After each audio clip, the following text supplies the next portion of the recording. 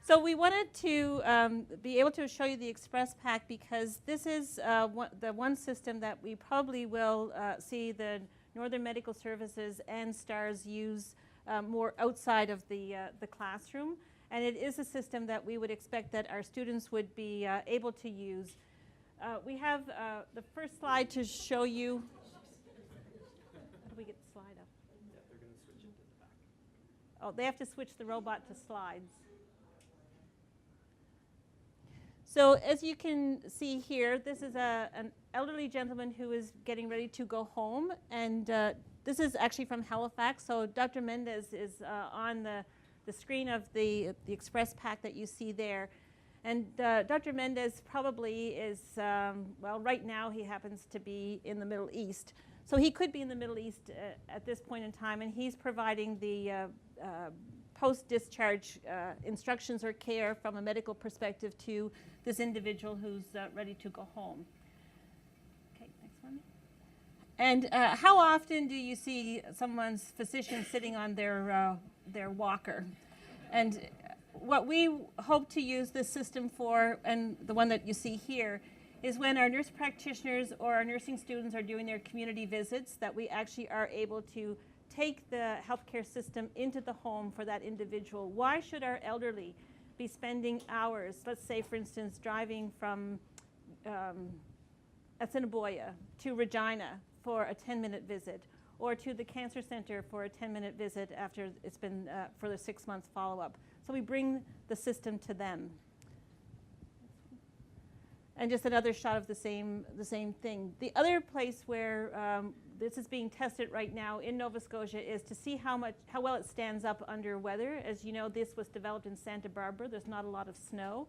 So if we were to take this to a roadside accident in terms of trauma care, then will it withstand the weather? If it happens to be snowing, what temperature will it be able to continue to work in, which will be particularly important for our province.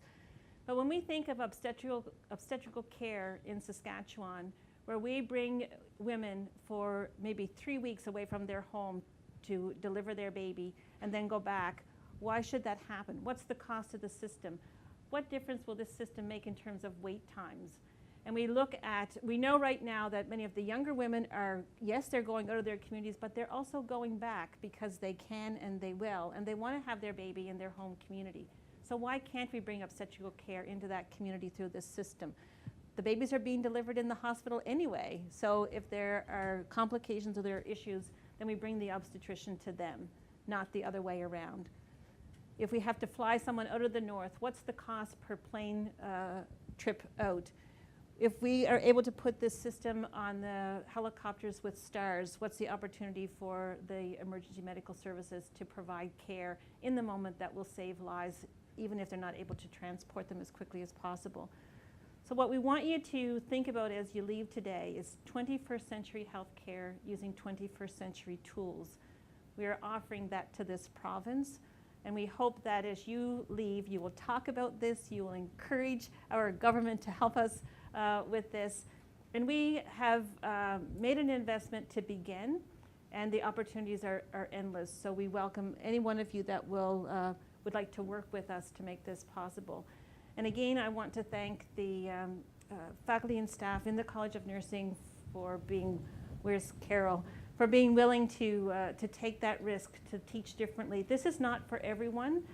We have experienced everything that Nova Scotia had said that they have experienced as well, right down to privacy legislation. So really looking at how we can think differently to do things differently. So this is a moment in history, and it's the beginning of the future. So thank you all for coming, and I appreciate anything that you will do to talk this up in the province. So thank you.